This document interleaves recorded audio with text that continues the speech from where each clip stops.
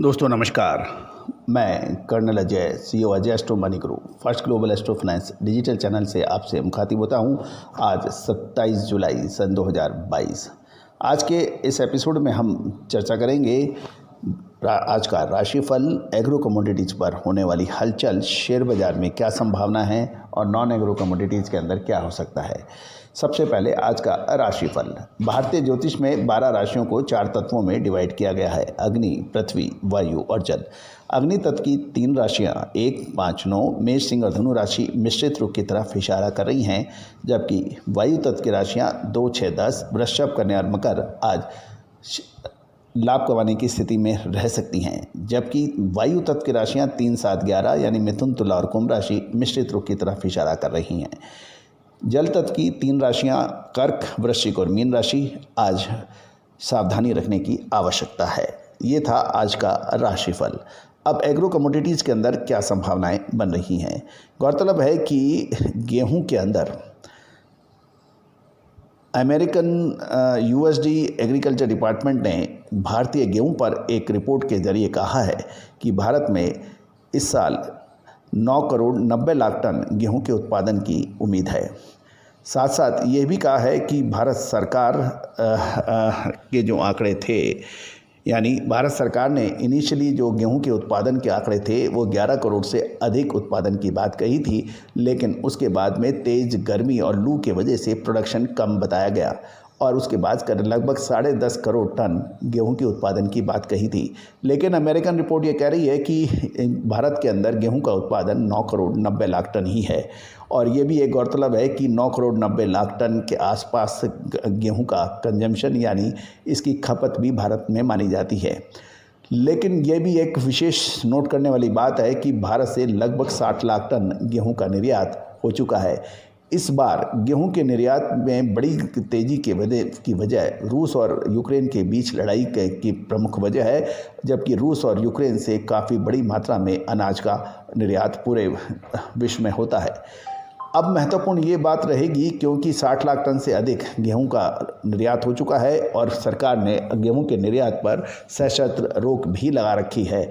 अब उसको देखते हुए भारत के जो खाद्यान्न भंडार है उसके अंदर भी लगभग 55% की गिरावट दर्ज हुई है साल दर साल के मुकाबले, क्योंकि सरकार ने लगभग 4.5 करोड़ टन गेहूं की सरकारी खरीद का जो लक्ष्य रखा था वो पिछड़ गया है और उसमें लगभग 55% की गिरावट है। इन सब को देखते हुए गेहूं के दामों में तेज़ी दर्ज हुई है।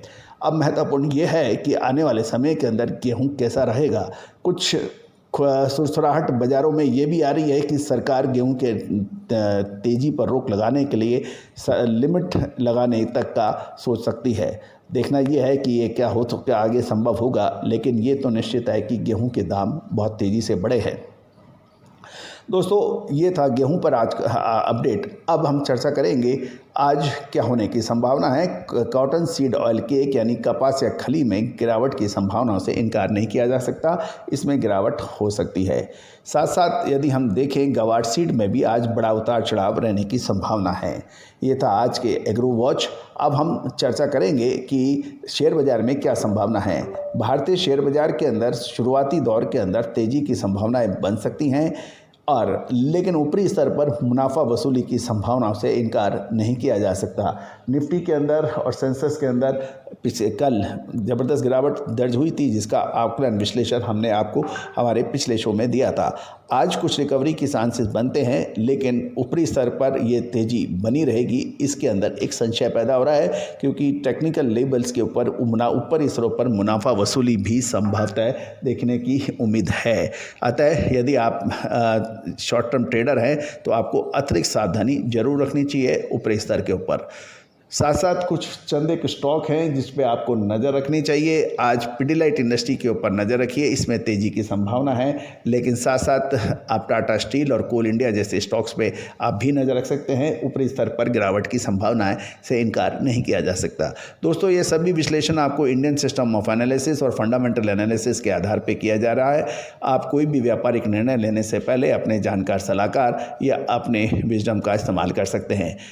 Risk management is mandatory tool for short term trading. You need to be careful while trading for the short term. दोस्तों, आपको हमारा ये प्रोग्राम कैसा लगा, आप इसमें अपनी राय अवश्य दीजिए और चैनल को सब्सक्राइब नहीं किया है तो शायद चैनल को लाइक, सब्सक्राइब एवं बेल आइकन को पुश करना भी बिल्कुल ना भूलें। All the very best, good luck, happy trading.